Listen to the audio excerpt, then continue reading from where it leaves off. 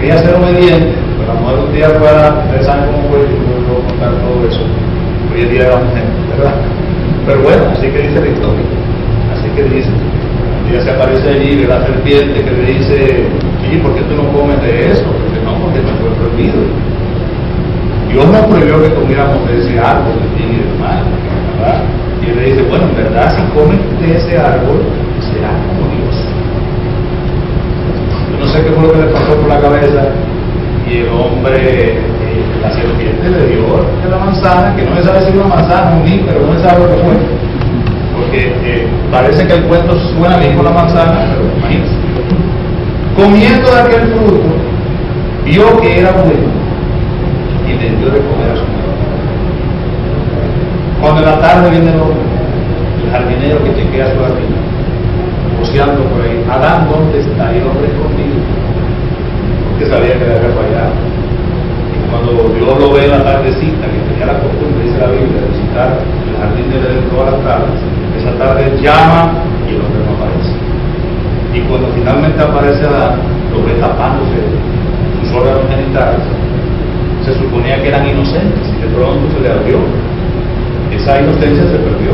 Entendieron que había algo que tapar allí.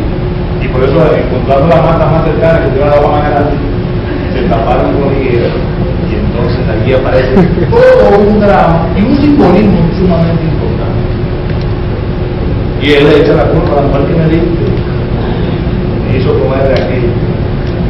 Ese drama interesantísimo, que no es católico, es hebreo, y luego lo absorbe, es digno, porque allí está la caída, allí comienza un cuento, una especie de fábula, todo el drama que estamos viendo hoy en día.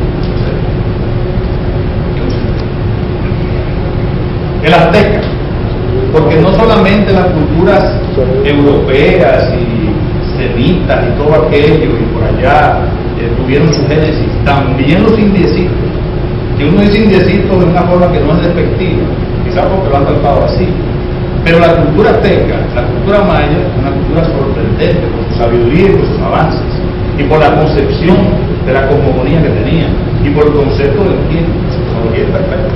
Hoy en día el calendario maya, el calendario azteca, la piedra del sol que reposa en el Museo de Antropología de México, el calendario más perfecto, mucho más perfecto que el gregoriano y que el juliano, que hoy en día el gregoriano que no se puede utilizar. El gregoriano es que está cada 4 años metiendo un día de más, ¿verdad? Para poder compensar la diferencia. Pero el calendario maya, azteca, perfecto. Eran indiecitos, pero miren ustedes, y se pasaban el tiempo observando para arriba las constelaciones de las estrellas, haciendo mapas estelares. Esa preocupación la transmiten hoy en día, y hoy en día se destapan una cantidad de conocimientos relacionados con los mayas y los aztecas. Tanto es así que ya sabemos que es una profecía por cumplirse en este año, ¿verdad? En diciembre. Ya aparecieron por ahí datos interesantísimos que salieron en los periódicos recientemente. Parece que en el día de hoy especialmente iba a haber una especie de oleada solar, una especie como de llamarada solar que iba a afectar a algunos equipos. Se está esperando algo parecido en una magnitud mucho más amplia para diciembre final. Si algo va a pasar en el Sol, es algo científico y cíclico, porque el Sol tiene un ciclo de cada 11 años, produce una gran llamarada y se está esperando que algo pase. Coincidencia, tal vez sea coincidencia, pero la pegaron en algo, es decir, algo va a pasar, ya sea una cosa que no se note mucho, pero algo sucede. Dice por ahí que el mito azteca, el gran dios, que tiene un nombre Tonacatecuhtli, imagínense qué nombre es. Ese dios era el dios primogénito, y de él surge entonces Ometeotl. Omet significa dos, Teotl el dios de la dualidad, el dios de las dos cosas, el dios de los géneros, el dios de lo positivo, de lo negativo, de lo macho, de lo hembra, de la luz, de la tiniebla, del amor, del odio. Y luego de eso, de Ometeotl, entonces surge 4 dioses, entre ellos que es Quetzalcóatl, famoso y conocido, Cristo mexicano, se ha dicho, un junto con él y esos 4 dioses que fueron los primeros creados, surge la entidad humana. Y uno de sus cuidadores, que también fue su progenitor y su promotor al mismo tiempo, especie de asesor de esa humanidad, fue Quetzalcóatl. Hay muchas historias hermosas de la cultura maya, de la cultura azteca, donde se dice que hasta él pronosticó la caída de su propio imperio con la llegada del hombre blanco. Decía que la mar llegaría con hombres con barba roja que destruirían la civilización. Le dijo a Hernán Cortés, qué coincidencia, tenía la barba roja, para que usted vea, así lo mismo. Terminó el imperio azteca, un imperio muchísimo. El taíno, nosotros no somos menos, porque cualquiera diría, bueno, pero ya nosotros que nos toca, nosotros venimos de los taínos. Recuerda que cuando Colón llega a estas tierras de la Hispaniola, lo que se encuentra son unos indiecitos que no les gustaba trabajar. Decía él, cuando se hacen las crónicas, decía que a estos indiecitos les gustaba mucho estar acostados en una cosa que llamaban hamaca, fumándose unos tabacos allí. Pero claro, si era un vergel donde había de todo, el indiecito nada más tenía que levantar la mano y ahí había un mano. Y ahí caminaba un poquito y ya tenía algo que comer, un huevo y lo que sea, porque era muy rico. Los taínos, que son descendientes de los arahuacos, es decir, de esa rama de los aztecas y mayas que colonizaron, por decirlo así, la zona de América Central, también tenemos diferencias. Cuando usted analiza y va a los museos de nuestra tierra querida, sudamericana, y estudia los taínos, taíno significa hombre bueno, porque existían los caribes, eso no era fácil, la isla estaba llena de ciboneyes y cuantas cosas teníamos allí, pero el taíno era el más noble de todos ellos. Y los taínos tenían su creencia, creían en Yocapú, Baguá, Mabocotí, era su dios creador, y su madre era Tabey. Esa madre tenía 5 nombres, cosas extrañas, ¿verdad? Y yo sé que los que me escuchan y los entendidos deben levantar una serie. O sea, la madre de ese Dios tenía 5. Dicen que Yocapú, Baguá, Mabocotí, por eso se hablan de semilla. Semilla es un trigonolito, que tiene 3 nombres. Ahí tenemos Yocapú, Baguá, Mabocotí, son 3 nombres. Que representan la figura monolítica que tiene 3 puntos. Dice que creó al hombre. ¿Y saben cómo creó a la mujer? Y cosa más curiosa, dicen que hubo un momento en que la isla se quedó sin mujeres y el hombre andaba solo, deprimido, profundamente, no tenía mujeres, y que abundaban los manatíes cerca.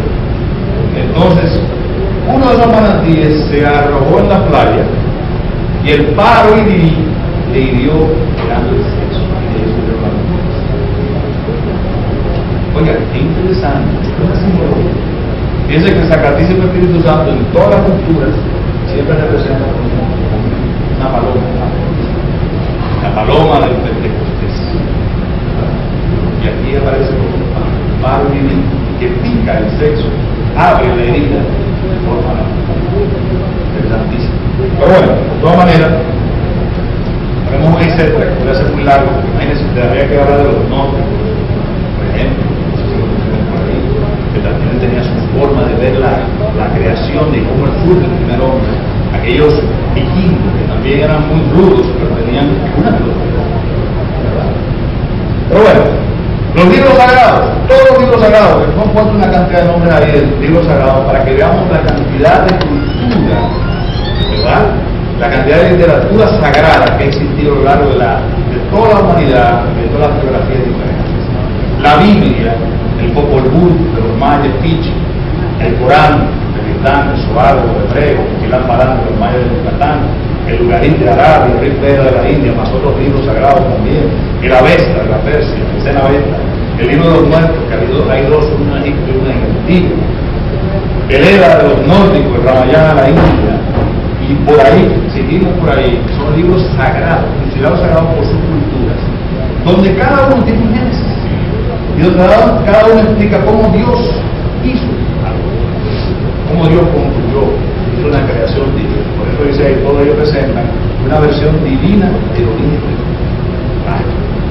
Cada uno tiene la limitación de creerlo o no creerlo. Ese es su prerrogativa.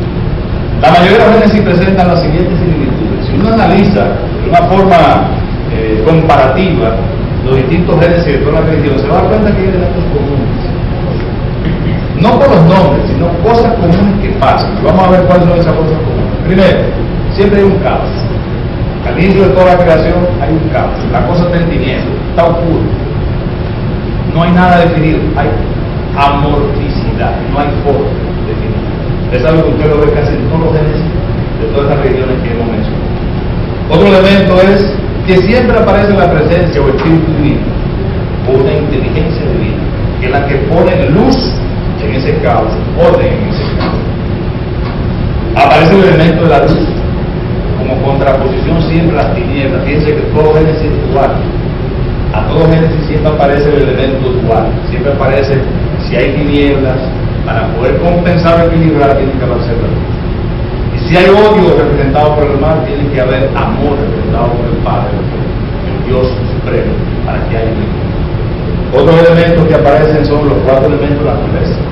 Siempre aparece el fuego de una manera muy especial que el agua. De hecho, hasta la misma ciencia dice que la vida surge de las aguas. De alguna manera, este planeta, la vida que camina y que se mueve sobre su superficie, tuvo un origen en las aguas del planeta. Pero ahí están los 4 elementos de la antigüedad, ¿verdad? También vemos que aparece el género. En toda la creación siempre, no solamente hay un solo género, aparecen los 2 géneros. Que es necesario que haya la división de los sexos, que se hace necesario que haya el trabajo compartido de un hombre y una mujer, de la parte masculina con la parte femenina. Eso debe llamarnos a reflexión. Uno dirá, bueno, el mecanismo ideal para la preservación de las especies es el sexo. O sea, la sexualidad que hace que se comparta el material genético y por tanto haya asegurada la prole, es decir, que haya descendencia. Sin embargo, todos sabemos, o por lo menos algunos lo saben, que hay criaturas que no tienen sexo, que son asexuales y siguen existiendo. Hay algunas que se preñan a sí mismas, producen una especie de embarazo en sí y siguen existiendo. ¿Por qué tuvo que ser así en caso del hombre? Interesante pregunta. Y si a ustedes les interesa, podríamos tocar más. El hombre, dice por aquí, es moldeado.